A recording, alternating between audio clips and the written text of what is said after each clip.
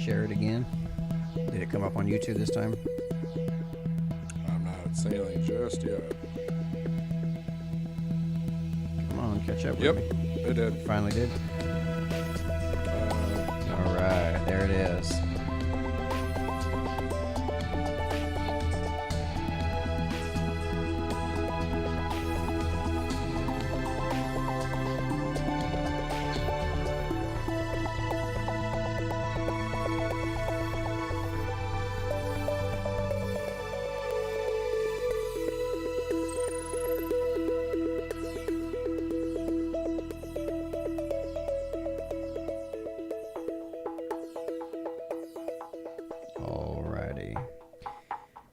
I do believe we've got it figured out this time. It's always a bug. But it's all good. We got this shit figured out. So, y'all, check this out. Are we finally on? Yes. It's about damn time. We're good to go, man. Been patiently waiting to turn towards you and look at you and stare into your eyes. Remember when I promised... Run the intro here. So remember when I promised to keep you updated with examples of government overreach during the COVID-19 crisis? Well... Old Uncle Sam is back at it again, and we're here to call out old man on his bullshit. All that and more tonight on the Unframe of Mind show. You're listening to the Unframe of Mind show, the place to have the most mind-stretching, unprotected, intellectual intercourse of your life. Your hosts battle the forces of evil by lobbing fiery balls of truth, reason, and evidence over safe room walls. You are not prepared tonight. I'm perfectly well prepared. You know, we had the little test video right before this went live.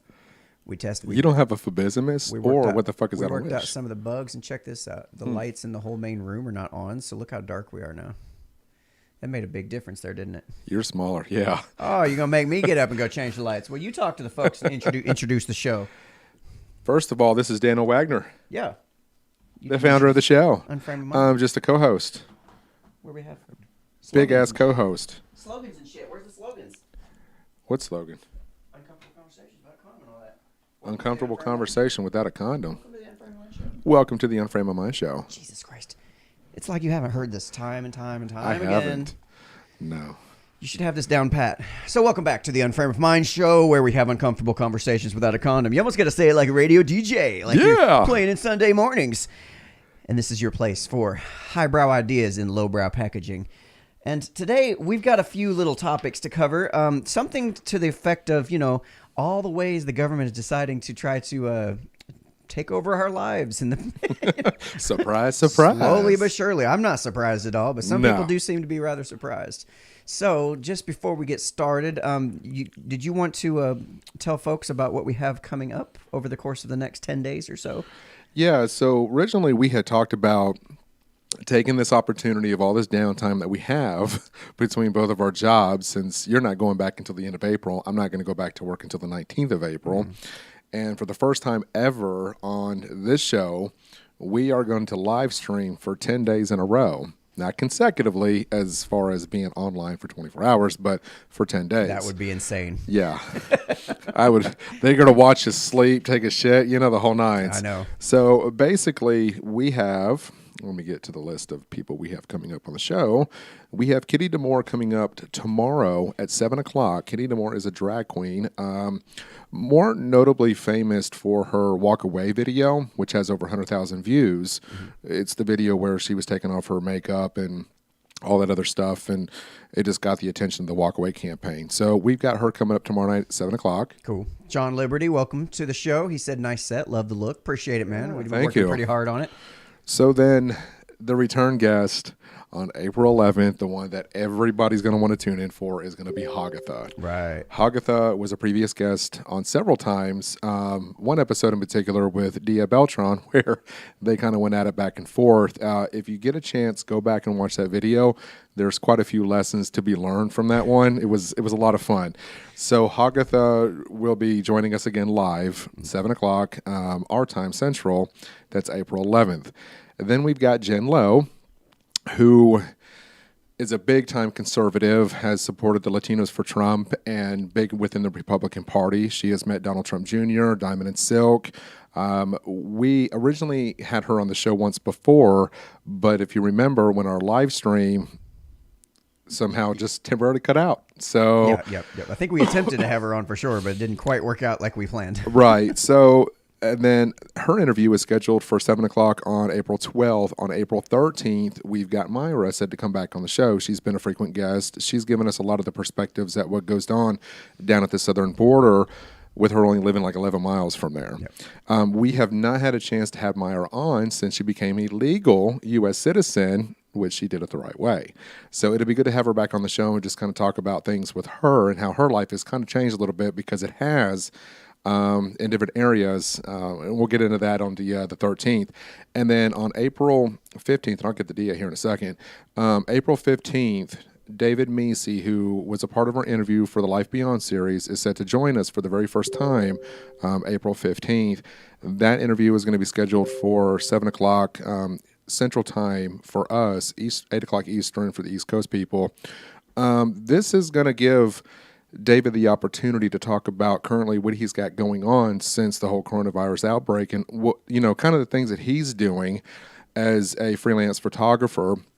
For the ones that don't know, David Meese was a former Playboy photographer for 23 years. He was just recently here in Nashville.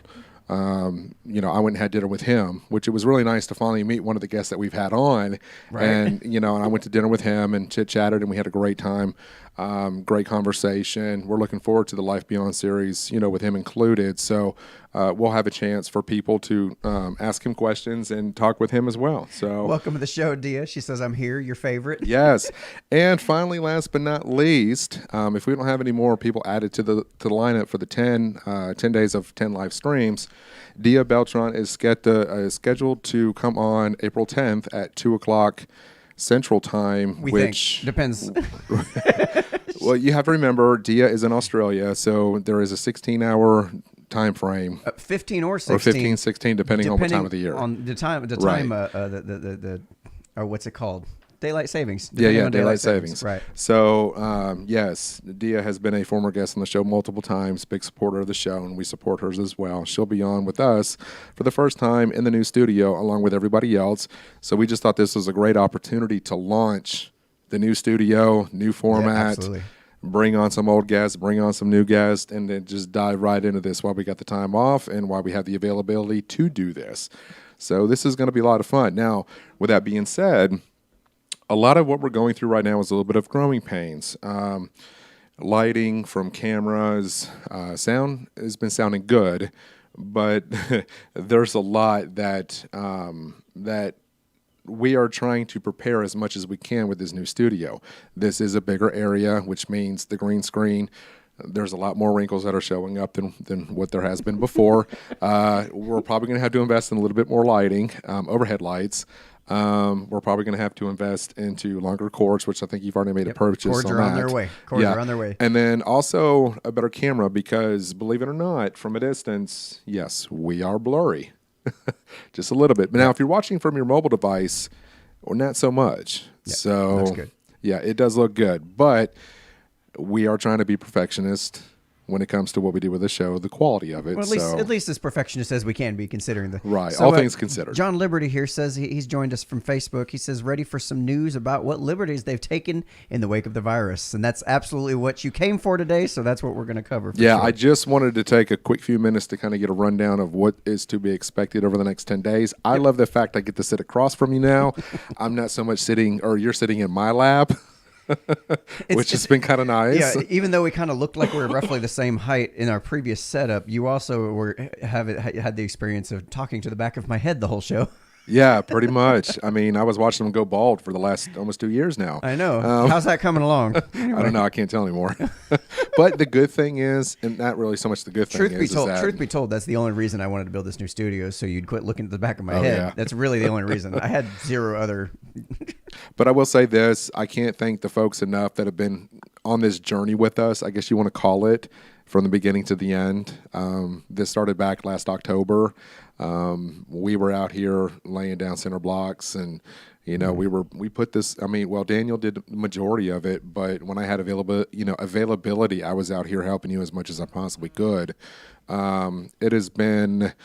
It's been a great experience, man. I mean, seeing how much the show has grown just in under 4 years, you know, and seeing, you know, the new studio for what it is now. I mean, this is incredible, dude. I mean, it's, you know, like we tell people, this was all self-funded. It came from out of your pocket. It's pretty too, isn't it? It is pretty. And I tell you what, though, the beams in this place is phenomenal. You said they come from a house that was 103 years old? Yeah, no, the house was built in 1903. 1903, okay. The house was built in 1903, meaning these timbers are probably way older than that. Yeah. And then before that, when they were chopped down, like, there's no telling. These things could be 200-year-old timbers.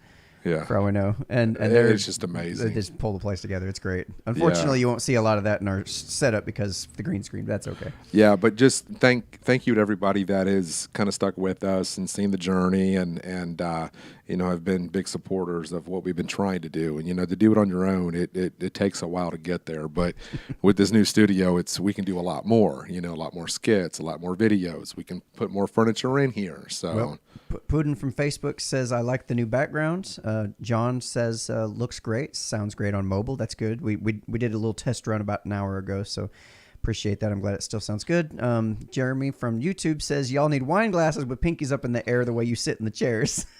You know what I was thinking about? If we do another bathrobe edition, our junk's going to be hanging out. Dude. I know. See, this is the first time for the show I've actually had to wear pants. Like, you guys can now actually see a legitimate size difference between me and Daniel, which for those of you that personally know us, you know the size difference between him and I.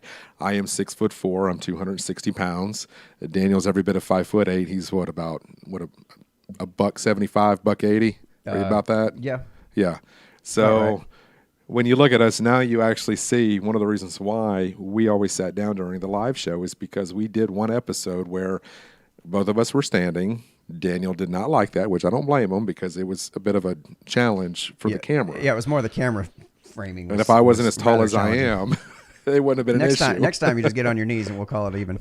Well, it depends on what I do on my knees. So That's some true. things never change. That's true. So you can find us at Pornhub, by the way. Of course you can. I need a little light for this, but anyway, yeah. Slowly but surely, this will keep upgrading. So let's. What do you say we jump on into the? Yes, let's kick this thing off, man. The meat of tonight's show. Yeah. I was going to look at something and I forgot what it was. I was going to look at, and I think the way I've got this set up currently means our stuff that's going to show up is going to be over on this screen, I believe. It's still working it out. Well, I've got my screens backwards from where I normally had it, so it's making it a little bit different in terms of setup. Not a huge deal. Yeah. So I just need to make sure that I drag my links and shit over to the other screen, so that way I actually have them in the correct place. And that means we should be seeing our chat right now. There it is. I got it. We're good. Dia said, "Read my question." Read my question. She's yelling at us, Daniel. Well, I didn't make. See, sometimes we have to stop looking at your ass and talk to each other's asses. All right. So Dia asked, "Do you prefer knickers that hold your dangly bits, or do you prefer knickers that cup them in a more secure manner?" What the fuck are knickers? Well, we're Americans. I think that's Australia for underpants. I know what it means, but she needs to use the right terminology if she's speaking to us on our American show. Yeah. We love you, Dia. Get with the program. Yeah. I look forward to having her on. So answer the damn question, man. What? I go commando, dude. If anybody knows me, now? I go commando every day. That's not commando. Okay, no, I mean, my knickers. I don't wear any knickers. You don't wear no knickers? Proper term, or knickers. She says underpants? No, I don't wear underpants. I gotta wear the ones that are like very, very tight and secure. I've got a lot of like swingy dangly stuff going on here. I gotta keep them all nice, and otherwise the stuff sticks to my leg and it's a mess. I'm out working. I ain't gonna lie. Part of the reasons why I don't wear them. This is gonna go to Pornhub. So if y'all got any children that are listening right now, y'all might want to just turn the other way or turn it down. I'm giving you the forewarning. I've got my balls are so fucking huge, dude. Like they hang. It's like if I wear something that kind of brings them together, it makes me walk funny. I've got to go commando. So to answer your question, she asked and she wanted to know. Hey, Dia, you asked, you wanted to know. So I'm telling you, sweetheart. Pics, or it didn't happen, Anthony. What? Pics, or it didn't happen. Oh, no. You started to think about it. Well, started to think about it. All right. Holy shit. Hey, this actually works out better because now I can put the screen closer to us here. We can read comments. Hey, there you are. All right, so let's see here. So I've got a number of examples of This is actually not. None of these are included in the list that I had on part 1 of this government overreach. Yeah. This is brand new stuff. Okay. Like just stuff keeps coming out, and it's not just our country. It's a lot of other countries. A lot of other it's a lot of people. Powers are trying like crazy to take over, and just slowly. It's not even slowly but surely like it normally is. It's more like blatant, overt, just grabbing of our rights and shit. It is. So one of the things I started off with was here we go, from the Washington Times. Let me bring up the article here so we can see it with you guys.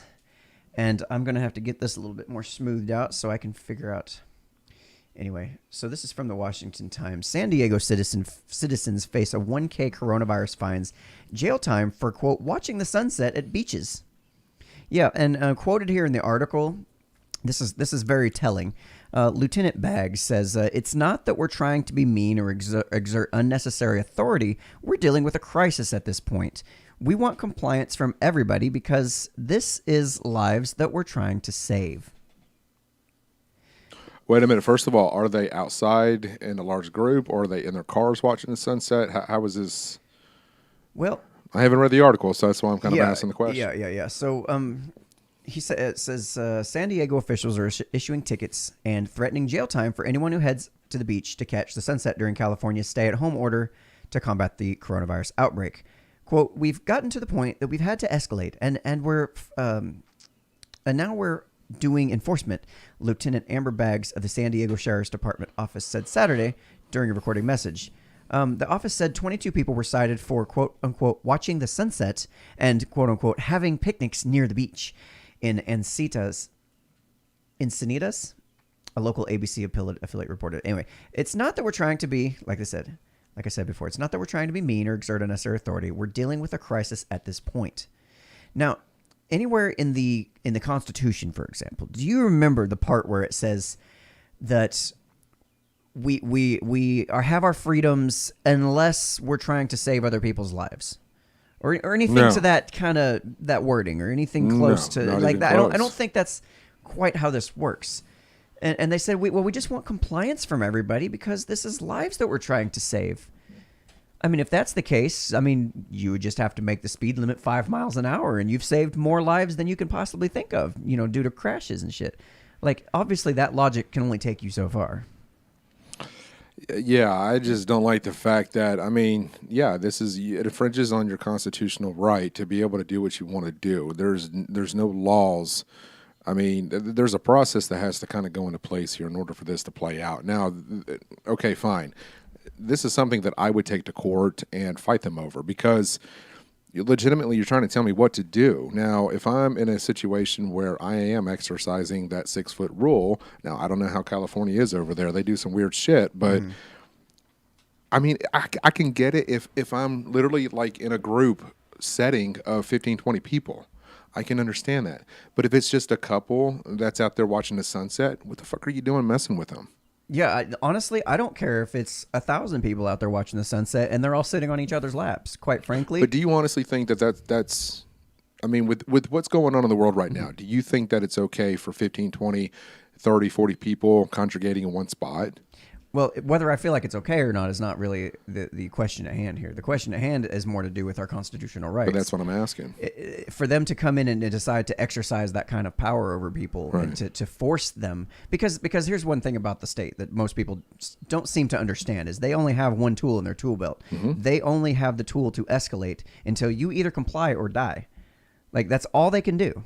They can continue to escalate the situation. Now, let's say they go out there to the beach and they see a bunch of people not following the order, and they tell them, hey, y'all need to go home. We're trying to stay safe from this coronavirus thing. Yeah.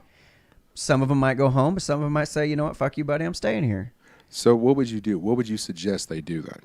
Well, I would say in a free society, there would be other ways to handle this situation besides having the strong arm of the law, the monopoly of force come in and force people to do what the rest of society thinks they should do. Do you think it's because the fine is so intense? It's $1,000?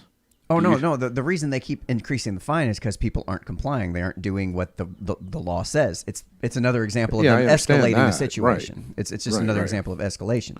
But, in a free society, you would have other tools that you could use, such as social ostracism. Say, hey, the rest of our group is like, hey, we're trying to stay safe from this coronavirus. We recognize it as a legitimate threat. And look, we're not going to hang out with you. We're not going to talk to you. We're not going to hang out with you. People, there's a lot of power behind that, behind your group going, we don't want nothing to do with you. You didn't take this seriously, and you put my life in danger. That's one way it can be done. And some of that is being done. Another way that can be done is for businesses and services to not service you. You don't have to, like right now, you're required by law to serve everybody equally, no matter what. You don't have a business owner doesn't have really the right to choose who they work with, so who they deliver service to, so to speak. They can't discriminate based on anything really. And like if you give power back to the business owners, I could say, hey, dude, hey Timmy, I see you're not, following by the local guidelines. I don't appreciate that. Like, dude, I'm not going to be serving you no food from my restaurant until you get your shit in order, or until you make recompense somehow, or something. There's other ways, and I'm sure there's a ton of other ways that we're not even thinking of, right? Because our paradigm is such that it seems like everybody recognizes the main tool to use is the powerful force of the state to come in and handle things. Like, so let me ask this question then. So this obviously is public beaches, correct? I believe so. So if they were so concerned about large gatherings, why didn't California do what Florida did and shut down the beaches? Yeah. Now, therefore, I can understand that $1,000, you know what I'm saying? That I don't know if that was in the article. I don't know if the beaches were already closed to the public. Yeah, see, that's the problem. It doesn't really have much details about what happened as far as they were just cited for these things. And then they talked to the San Diego Sheriff's Department.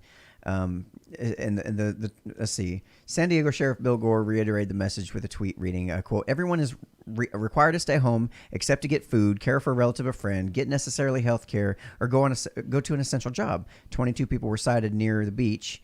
And complacency is the enemy. Take hashtag social distancing more seriously to hashtag stop coronavirus. Well, if the beaches weren't publicly shut, I mean, they weren't shut down to the public, that's fair game, in my opinion. Yeah, even I would take that to court. I mean, and it goes on later on here. It says that the violators of the stay-at-home order face up to 6 months of jail time. So not only is it $1,000 or something, that's not cool. 6 months of jail time for sitting out at a beach, which under that was a beach they didn't close. Under any other circumstances would be a perfectly legit thing to do, perfectly well within your bounds of the law, perfectly well within your rights under the Constitution. But no, because the governor says, well, we have this executive order that just wipes all that away. We can levy these giant ass fines on you for not following my order, and if you're not going to listen, we're going to put your ass in jail for 6 months. See, I would dispute that. That's where I would call an attorney and be like, look, they never said anything about closing down public beaches. Even still, and if not enough people follow even this order, if 6 months in jail and $1,000 fine is not a big enough deterrent, guess what they do? We talked about this a minute ago. Right. They escalate. And they escalate, and they escalate until people either comply or die. Like, that's literally all they can do. So do you think this is a form of some would consider martial law? I think it's kind of a soft martial law. Yeah. You think kind of teetering at this point? Yeah, I really do. I'm kind of leaning towards that's kind of where I'm at with it. Because at some point, you're going to hit that breaking point where everybody's so freaked out. The government is going to go, look, this is a serious threat. We need to do something. We have to control these people. The only tool we have is force. We're going to use it. And Marshall is not spelled like the store. It's spelled exactly like the store. Or like Eminem, Marshall Mathers. Yes, spelled just like that. Oh, you got to love it. You got to love it. Here we go. Putin from Facebook says, in jails that they let out other criminals to lower the risk of spread. Yeah. That's not contradicting at all. Absolutely, dude. That's absolutely right. You have all these, like, it's like the whole world is like lost their minds right now. People have been being let out of jail by the thousands. Yeah. But they're using 6 months of jail time as a deterrent to keep people from, not practicing social distancing. It's like, what are y'all doing? You know what's funny, though, is you're going to get to a point, if this doesn't ease up at some point, they don't get this virus under control. So many people are going to get cabin fever. People are going to start itching to get out. Mm-hmm. And then they're going to have a bigger problem on their hands. People are going to want to go back out to seeing friends, going to cookouts, and going to, restaurants for dinner. I just want to go to a Mexican restaurant. I know where you got that from. No, I mean, it's just we as people, we're not meant to stay at home. We're not. I mean, I have been all over the place since all this has been happening. I just don't tell people that I'm all over town. Yeah, clearly I'm not at home right now. Pull this up and in you a know court what's of funny? law. You know what's funny though is a buddy of mine. I had made plans to go see him last Friday, and he messaged me at the last minute and said, "Hey, bro, not feeling up to it. You know, just kind of feeling under the weather." And then it was like the very next day he got hit with a temperature of 102 and 104. Oh, shit. And he went to the doctor, thought it was the flu. It wasn't the flu. And he was tested for the coronavirus. And it came back 2 days later and he was tested positive. And I'm thinking to myself, I was fixing to be over there. You know, I was kind of ignoring the whole, you know, social distancing thing. Because I was going to Mount Juliet. I was seeing some friends out there. I was going to go to his house. I come over here, and later on that Friday, I had every intention of going and picking up my daughter. Now think about this for a second. Because of my mind of thinking I'm invincible and this shit ain't going to get me, and I'm doing like everybody else is and being rebellious and not wanting to listen to what people are saying with this whole stay-at-home thing, I ignored that. Yeah. Had I ignored it and my buddy was actually okay, if it had been the day before, I would have gotten infected with this. I potentially could have gave it to my daughter. The ramifications of how this can trickle down can be detrimental. You know, I'm a smoker. You know, first of all, people with respiratory problems, and for me being a smoker as long as I have, that puts me more at risk. And it kind of opened my eyes to it, and maybe I shouldn't be such a hard ass when it comes to, you know, listening to the government, but to what extent? Yeah, see, I don't mind listening to recommendations and trying to be safe. But I'm thinking about my daughter, not even so much about me. Right. I'm not thinking about what the government's telling me. Right. But is the answer though? See, that's where people kind of jump off here. Is a lot of people like will listen to what I'm saying and say, well, don't you think this thing is serious? Yeah. I'm like, yeah, of course it's serious. It could be serious. It could not be serious. Who knows? Right. But is the answer to force people? Is the answer force? Like that's really the nuts and bolts of it all. Man, you're treading that fine line. Force? I mean, honestly, seeing the other diseases that we've come in contact with before in the past, and it kind of resolved itself. I'm thinking this one's kind of probably going to go about the same route, you know. But there was no mass hysteria then. There was no building this up all over the news. Nope. So I'm wondering how much of this is actually fear mongering by the media. Oh yeah. Oh, absolutely. I feel like maybe on a scale of 1 to 10 in terms of threat levels. Let's try to keep it simple. This is kind of my general gut feeling on it. I'm not a scientist. I'm not a biologist. I don't know. We don't claim to be anything. I don't work for the media. Not direct. You know, we have, you know, anyway. So, although we were talking about this way before the media was. On a scale of 1 to 10, I would say that the coronavirus would probably be a level 5 threat. On a what kind of scale of 1 to 10? Out of 1 to 10, yeah. Okay. Whereas, you know, maybe some of these other ones like the flu might be a level 2, you know, for some people or whatever. You know, coronavirus might be more than that. Maybe like a 5. I feel like the mainstream media is pumping it up to a level 8 or level 9, and just seeing the way everything's acting, the government's pumping up to a level 10. Do you think that has something to do with Trump being in office? I think absolutely has something to do with Trump being in office. Okay. I kind of felt the same way. Yeah. Because we didn't see that. We didn't see the magnifying glass on Obama, you know, back when the H1N1 thing was going on. Right. So it's I kind of wondered about that. And this isn't taking sides on the political spectrum here. This is just because we've seen the history with the mainstream media. If this isn't something that was designed by nature, by the Dems and by the media to really blow this thing up bigger than what it is. Food for thought. I mean, you know, it's just one of those situations where you just don't know. So Jeremy asks if no phobismus tonight. We got so caught up trying to prepare the studio, make sure everything's set up good. I completely slipped my mind. So, I mean, if you want to give us something on the fly to be offended by, I mean, we take suggestions. So we have taken suggestions once, and I think we did okay. Or do flies. Or no, I want to hear from them. I want to hear from them. Anyway, so yeah, if you want to hear it for business, we'll throw one down and see what we can come up with. See how professional we really are, without. Hey, and guys, if you're new to this, if you're new to the show, first time tuning in, share it, like it. If you're on YouTube, hit the subscribe button, click the little notification bell, so that way every time we come on live, especially for the next 10 days, you'll get the notification. We ain't got to remind you. Makes our life easier. Oh, make them subscribe to make our life easier. Yeah. I see how it is.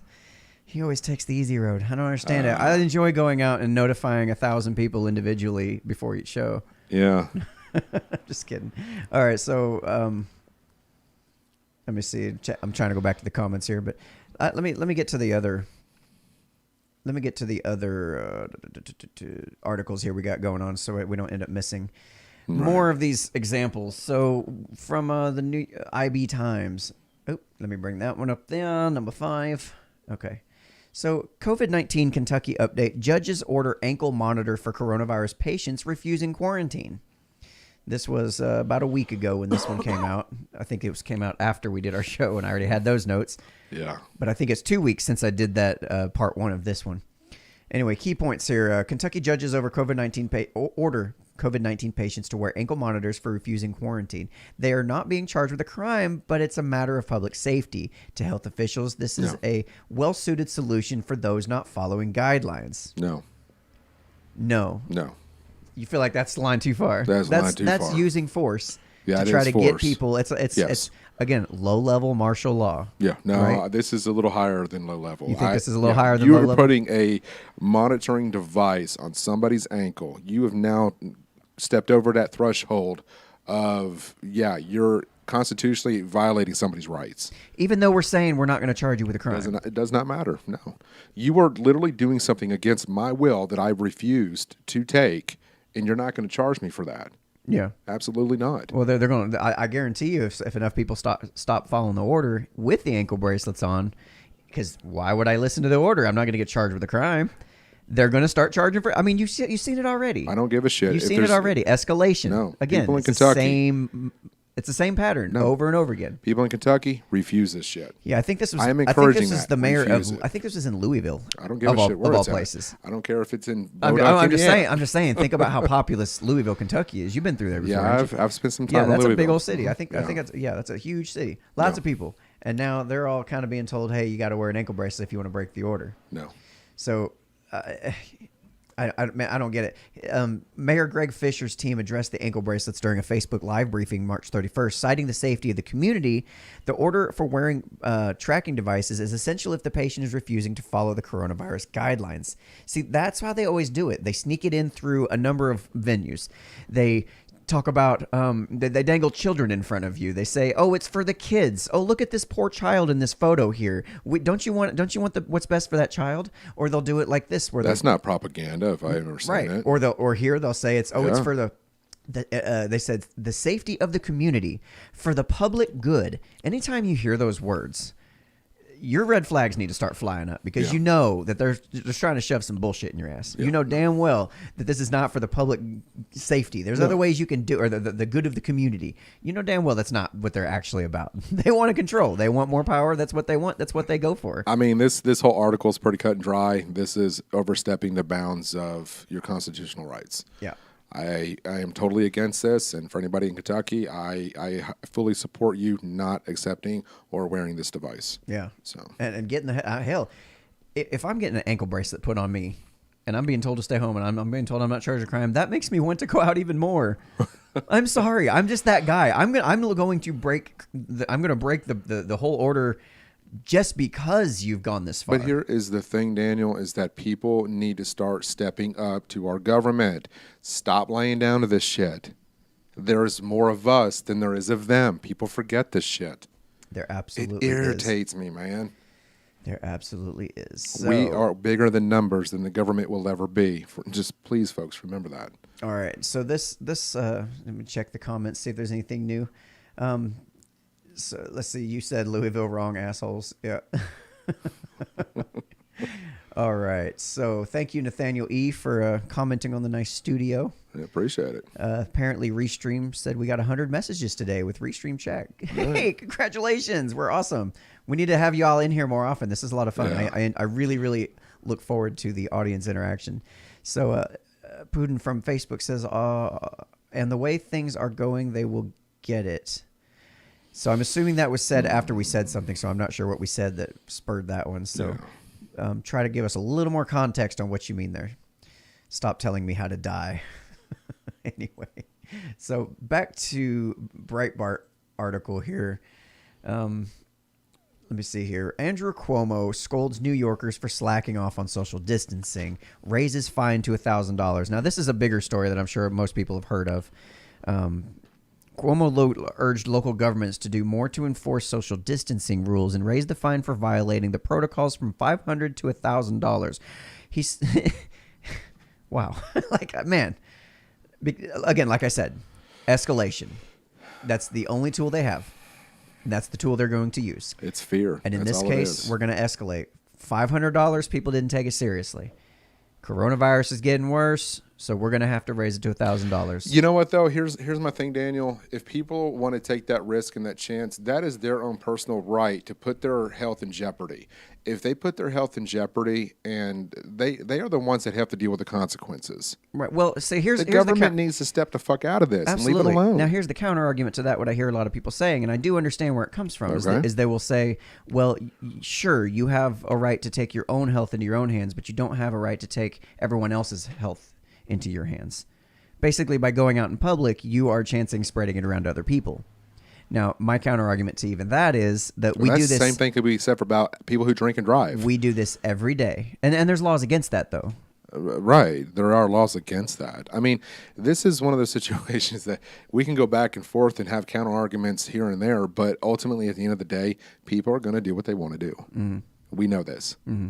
And if they're going to do it, you either have to deal with the fact that you're going to get fined $500 or $1,000.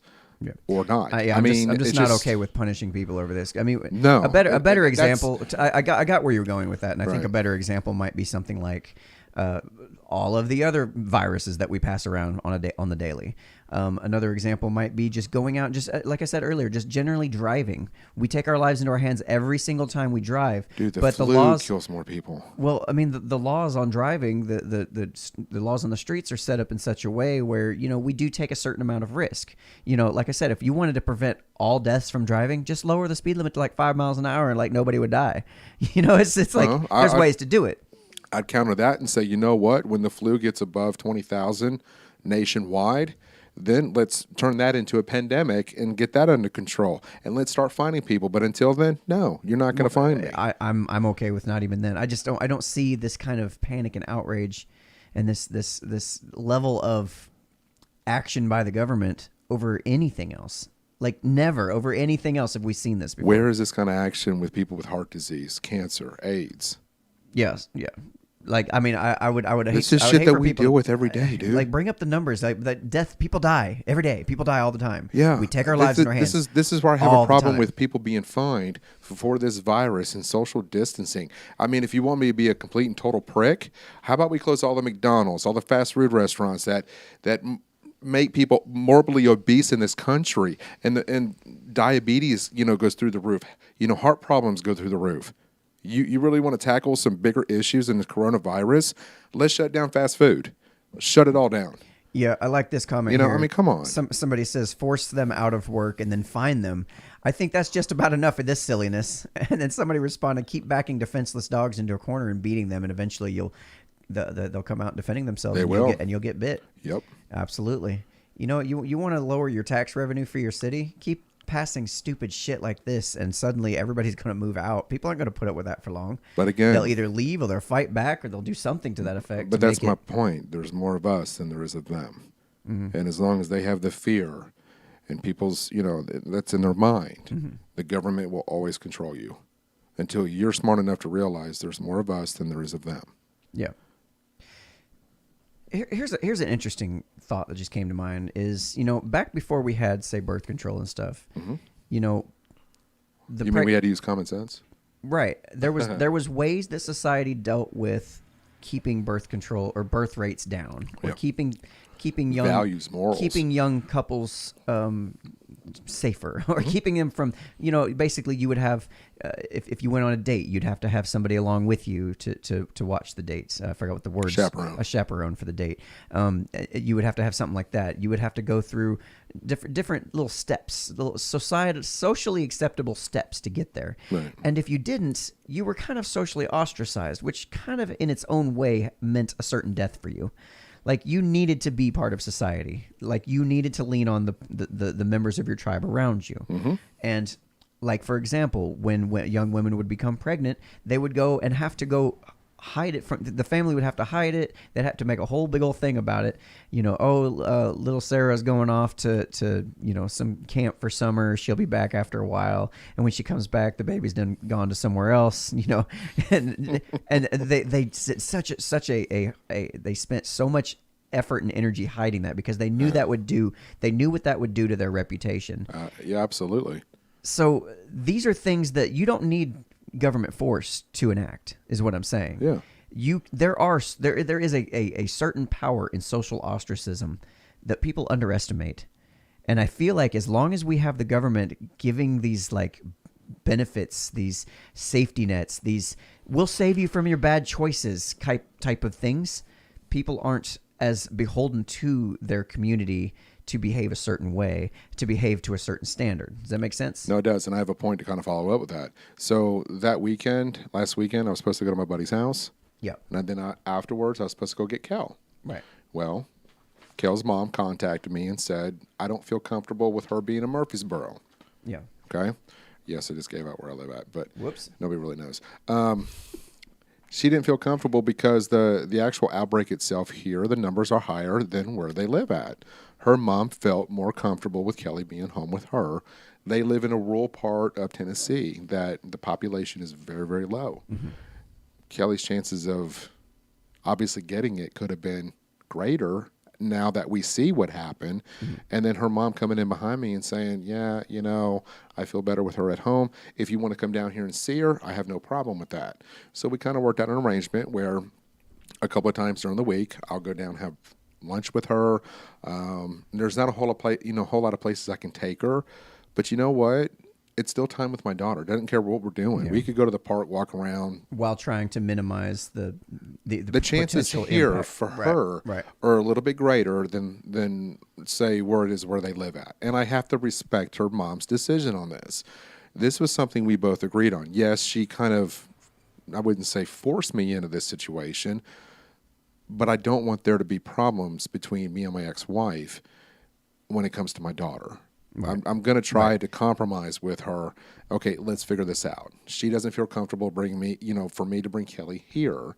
So why don't I just go there? So it is a bit of a drive. Yeah, and in that case, you don't have like the government having some kind of a backup plan for you if you fail that relationship. It's like you have no choice but to follow the tenets of whatever it is you guys agree on. Yeah. Whatever you guys are comfortable with, you have to maintain those relationships and keep them good. And it's just for folks to understand, it's not her mom trying to keep her from me. Yeah. That's never been the case. I've got a great relationship with Kelly's mom.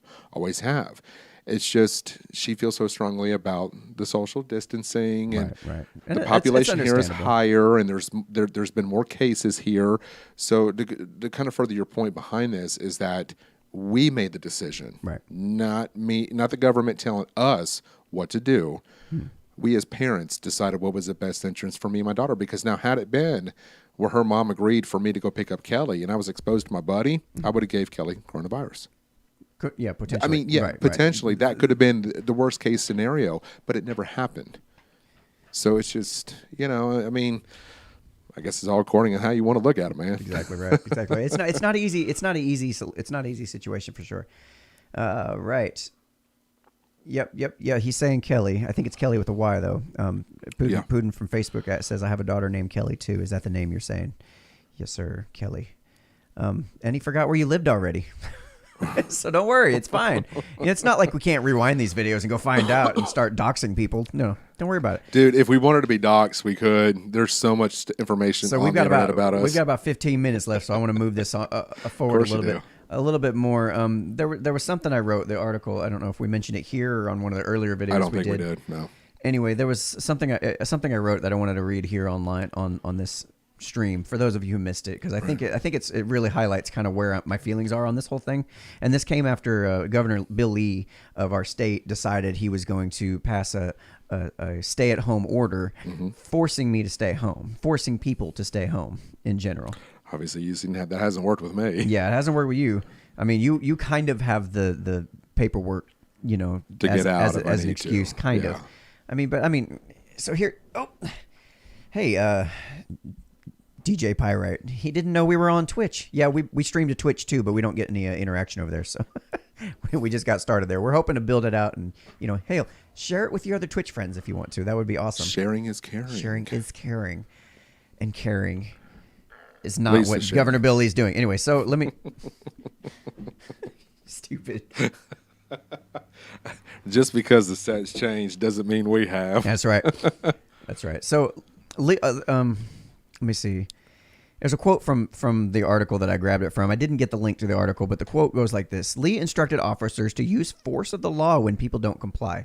Lee asks for law enforcement to first educate businesses, give warnings, and provide reasonable opportunities for compliance. However, further violation of an emergency executive order is also a Class A misdemeanor.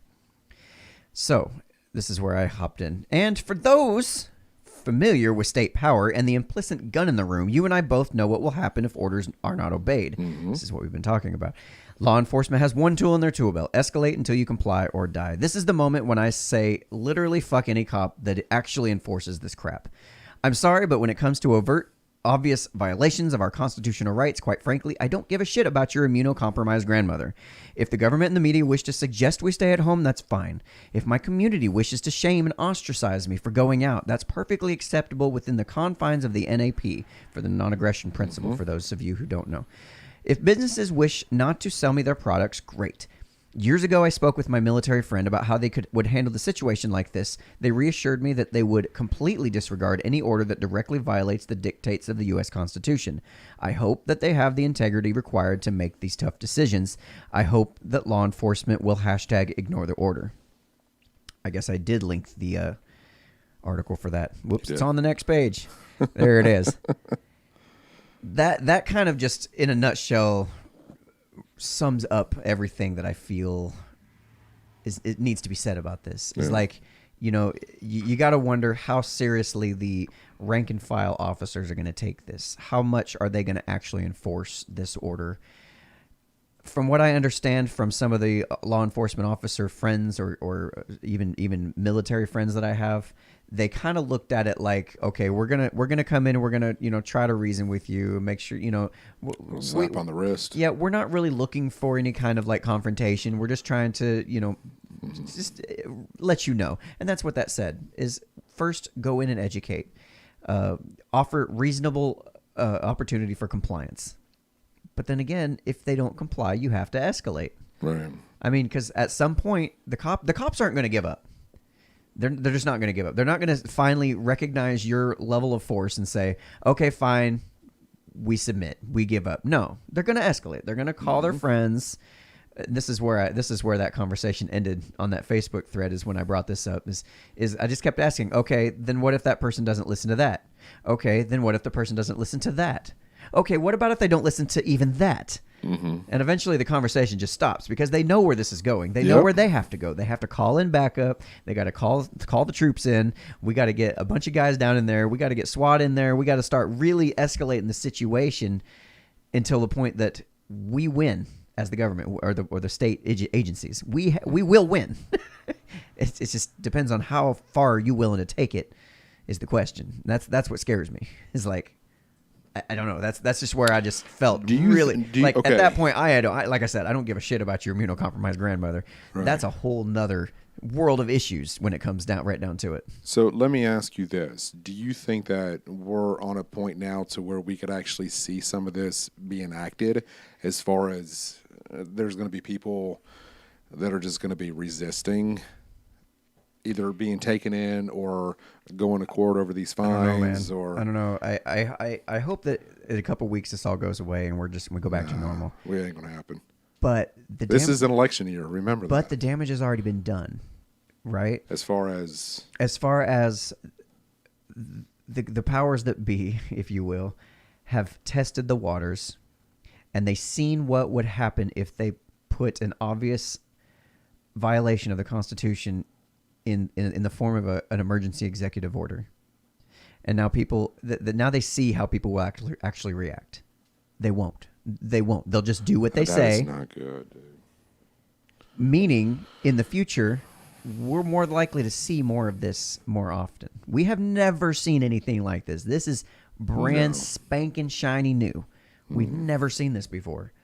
But now that we have, now the that government has government's looked seen, at this. now that the media has seen how easily, and the media already knows this. We know they do this. We've seen them do it time and time and time again. The government, we know they know this already. They've already taken advantage of it. It's just never been this overt. That's what's different here. Yeah. So I say if this shit doesn't come to an end by the end of this month, everybody ought to go back to work. Yeah. Hey, hi Kirby from Facebook. Welcome. Thanks for joining us. All right, so let me jump into one of the last couple articles. This is from the World Health Organization. You guys have probably heard this story as well. I've seen this one going around on the Facebooks quite a bit. The World Health Organization says we may have to enter homes and remove family members. Have you heard about this? No. You're looking at me like, what? You literally haven't heard this yet. No, and I haven't. And I encourage anybody that is licensed to carry, enforce it. Yeah. Enforce it. So, anybody comes barging into my home and I've got a pistol and you're coming after a family member of mine, you're going to get shot. You're going to get shot. Point blank. So you're going to get shot. I'm going to play this little clip from I don't give a shit what they got to say, dude. Oh no, it's very simplified here. Right. Very simple. You'll want to see this. It's probably just going to get Last week, Dr. Michael Ryan, he's a leader at the World Health Organization, announced that in response to the spread of this virus, authorities may have to enter people's homes and remove family members, presumably by force. In most parts of the world, due to lockdown, most of the transmission that's actually happening in many countries now is happening in the household, at family level. In some senses, transmission has been taken off the streets and pushed back into family units. Now we need to go and look in families to find those people who may be sick and remove them and isolate them in a safe and dignified manner. Okay. So just so you know, we're coming to your house, seizing your children and, quote, isolating them in a safe and dignified manner. Last week. Yeah. Yeah. That was the way I heard it when I heard this guy say that. I'm like, wait a minute. You guys have been recommending that we self-quarantine. No groups larger than 10. I've got a family of 6. Let's say one of them starts showing symptoms. Well, according to you guys, it's already too late by then. It's already been, the symptoms lay dormant for what, 3 to 6, 7 days? Yeah, up to a week. Before we even know. Right. So if they're coming in, noticing you have symptoms, and then removing people to try to quarantine them, first of all, what the fuck are you doing in my house to begin with? Second of all, it's already too late if I'm showing symptoms or my children are showing symptoms. You ain't got no business. It's doing you no good to try to quarantine individual family members at this point. You saw that, didn't you? I did. Okay. So how would you react to this? How would I react? If they came knocking on your door, how would you handle this? Dude, good fucking luck getting in my house, first of all. Thank you. But shit, I wonder how many people, like, this is not enacted in any way, shape, or form. This is just a World Health Organization official recommending it, okay? Now, we know that our government does tend to take the recommendations of the World Health Organization, which I have seen rumblings of, and I haven't done my own research on this, but make sure you all look into it yourselves. But I'm pretty sure there's some high-level ranking officials within the World Health Organization that are sympathetic to the CCP, the Chinese Communist Party. Right. Like, that's interesting, first of all. But beyond that... Corona. Beyond that, it's like, what if that came down to it? What is the why? What would be the reasoning for coming in and trying to separate families? Like, there is none. We're already showing symptoms.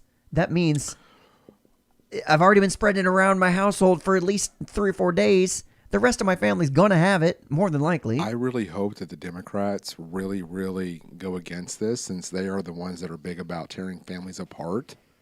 Oh, Jesus, at the southern border. Where you at, Democrats? I hope you are strongly opposed to this idea. If you guys are so big about not wanting to tear families apart at the U.S. border, I hope that if ever there comes a time where they're removing people from your home, your relatives, your family members, that you would tell them no. Yeah, I would hope so. That's all I got to say. So I got one more article from the Gateway Pundit here. And I think I found this article somewhere else, and it links back to them. I think this is the farthest back. Anyway, so the article says the Rhode Island public school teacher offers to pay for someone with coronavirus to cough on President Trump. You ought to be shot in the head. In the back. I wouldn't go that far. I wouldn't go that far. I mean, I'm a big fan of free speech. That's not free speech. That is intentionally trying to hurt someone. Offering to pay someone for it, though. See, now that's a hit. If you think about it. So the tweet she put out said, "Somebody with COVID-19, I will pay you to cough on hashtag Trump." Yeah. So she's got a Rhode Island public school teacher with a history of harassing school choice supporters has posted an offer on social media to pay someone with COVID-19 to cough on President Trump. Does she still have her job? I doubt it. Oh, let me read on. Oh. When Bednarz. Oh, you can't. What? Her name is Bednarz. Bednarz. Bednarz? No wonder she's so pissed off. Sorry. When Bednarz is not teaching English as a second language to middle schoolers or offering to hire people to kill the president with biological warfare, she can often be found threatening Carrie Rodriguez, the president of the National Parents Union. Bednarz's hostility toward Rodriguez has been so severe that she wrote a blog detailing her experience with the teacher, which includes threats against her children and repeatedly calling her on the telephone. I'm not going to read all that, but here's the kicker here. You asked if she's still hired, if she's still on Villanova website faculty list. Amy Bednarz. Bednaraz? Okay, which is it? Bednaraz or Bednarz? Somebody's misspelled something somewhere. Yeah. Anyway, the Gateway Pundit has reached out to Bednarz as well as the administrator of the school. Called a school and comments will be updated. Asked for her resignation. Yeah, so she deactivated her Twitter account because she knew she done messed up. But Jesus, man. Like, people have lost their damn minds. Like, dude, you don't do that. And you know, it's funny, though, for me to make the comment I did about, her, I would probably get slaughtered all over social media for the comment that I made. I'm sure. But people look at that comment she makes and, oh, my God, you're so empowering. So this is another interesting way in which the government's taking over our rights slowly but surely. This one may not affect the vast majority of us, but it's an important right nonetheless. And I wrote this in a number of places, but I did get a little bit of interaction from somebody. The tweet, let's say this tweet. I don't have Twitter anymore, but I call them tweets. Anyway, remember our right to a speedy and fair trial? Well, it seems like that one's been backburnered in favor of public safety. Yep. So all those people that have been in jail recently, the courthouses have closed. All that the judges have gone home. We're not processing any of these court casings or court filings anymore. I haven't been for a couple months now. If I got put in jail over some shit that I was just needing to go to court for and be out for something minor, I may have just been sat in jail for 2 months, or more, depending on how long this lasts. That is not a speedy and fair trial. No. That's a recipe for an employer to go, oh, you've been in jail for 3 months. What did you do wrong? Where, I'm going to have to fire you, right. Or whatever the case is. Like, yep. It's not. No. So somebody responded and said, public safety is pretty important if you ask me. I really don't understand why legal matters would be higher up on the priority list than human lives. Did you notice what went wrong there, though? Yeah. What do you think went wrong there? What did you see? Maybe you saw something different. The priority of human lives? Yeah. They're kind of doing that whole like a false dichotomy kind of thing. Yeah. A false equivocation, I think, is what we're looking at. It's like you're making it seem like we only have, legal matters or human lives. All of a sudden, we care about human lives where before maybe 2 weeks ago you didn't. I guess not. But that's not really. But the thing is, we can focus on both and hold both to equal importance. Yeah, if we want can to, hold both because to the ground. They're not mutually exclusive. Is the problem? Well, they're trying to make one exclusive. That's what the way he's written it. It was. Yes. But I did respond back and I said, allow me to quote Benjamin Franklin here, but those who would give up essential liberty to purchase a little temporary safety deserve neither liberty nor safety. Mm-hmm. And that's exactly right. That's exactly right. Yeah. So that's all I've got for tonight. I've covered everything that I had. Let me check the comments section here, see what we got here. Okay, so somebody says T. Robinson from YouTube says, I'm a license to carry, and I dare them to try and take mine. Damn straight. Just damn straight, boom, with lots of squirt guns, because you know regular guns are offensive on Facebook. Putin from Facebook says, LOLBS, when has the powers that be ever care about being safe and dignified? Good point. DS says, last time I handled a gun, I fainted because I'm a moron. That's true. Did you see that video? Yes, she posted that video. Oh, poor girl. Oh, poor girl. We should have given her something with more firepower. That'd have been amazing. Anyway. Who is from D Live says, love the show. Y'all seem more relaxed. I can barely read that. Oh, sorry. Where are you at? Down at the bottom. DJ Pyrite? Yeah. That's on Twitch. Okay. Says, love the show. Y'all seem more relaxed in the new studio. Dude. Oh, my God. This is great. We got a bunch of little kinks to work out, but not a huge deal. Yeah, I mean, that's just going to happen over time. But, I mean, for what it is right now, there is so much more room, and it's just so relaxing in here. And, you know, we need to get a bearskin rug. And I can't wait to get a little third. Barry White going on and some screens for the windows. Yeah, screens for the windows. Little bugs are coming in for the lights. They love them. I don't have screens on my windows yet. And it's so fucking bright in here, dude. We couldn't turn the air conditioner on because it's really loud and it picks up on the mics, so I had to open the windows. But I got to get some screens for that. Anyway, that's details. If y'all want to help support us and help pay for some of this which shit. reminds me, you're going to start for the supporting the show. Oh, the Subscribe Star. Yeah. Subscribe Star. Yeah, that's Give us a little bit of information on that. That's something I'm working on right now. I've actually been working, and if you've been paying attention in the Facebook group and things like that, and our other social media channels, I've been doing some drawings. I love getting out the markers and pencils and stuff and doing drawings. And I did a drawing that it's my imagination, imagining of what it would look like if you planted a brain and it sprouted into some kind of a plant. You're weird, dude. What I love you, but you're weird. What did you think about the plant? What, like, I told you, it looked like something out of Pink Floyd's The Wall. Like you the two didn't tell- flowers that yeah. are intertwining with one another and having sex, but this one's a brain coming out of the ground. It's just... Yeah. It's cool. Basically, it's weird, but cool. Yeah, the idea is when people do these Subscribe Star things, they have little icons that are awarded to people for different levels of donation, Right. and different names for it. So I decided, at the minimal level, you'll be a brain in the ground, ready to sprout. At the next level up, you'll be a brain with a little.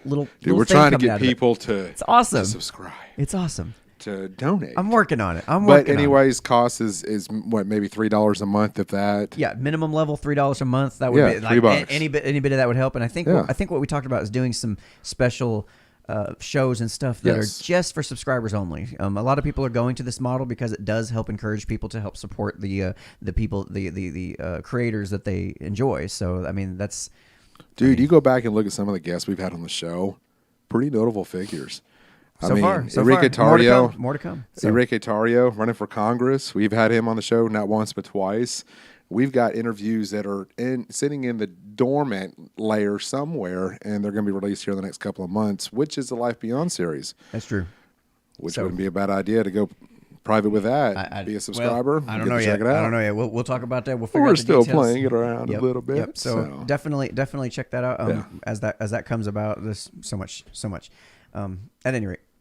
This has been fun. I said it has been fun. So At any rate, just keep them minds unframed. I did that on purpose. That's why I paused on it. I know, it's great. That's why I paused on it. So I kind of missed it. I know. All right, so check back. Stay tuned. Tomorrow, 7 p.m. Central, we got Kitty D'Amour. Kitty D'Amour coming on tomorrow. Yes, Kicking thank off you. the 10 days. Hagatha was stuck in my mind. Hagatha is 2 days later. I mean, we have got a lineup coming y'all's way. Come on back tomorrow. Come hang out with us. If you haven't been familiar with our guests that we currently have coming up in the next 10 days, please go back and watch previous shows to kind of get you prepared of what's coming for this week. And I'm telling you, there is such a collected group of people. I love them all. They're great people. They got great hearts, and they bring so much to the table, so much diversity, and it's really a lot of fun. And we've got open slots, so if anybody else would like to be a guest, if anybody else would like to come be a guest and chat with us, come on now, let me know. Have you thought of a new closeout line? I know what mine is now. I just trying new things out, you know. So what would be your closing for tonight? Keep your pickle peckered and your. That's all I got. All right, guys, keep your pants dry.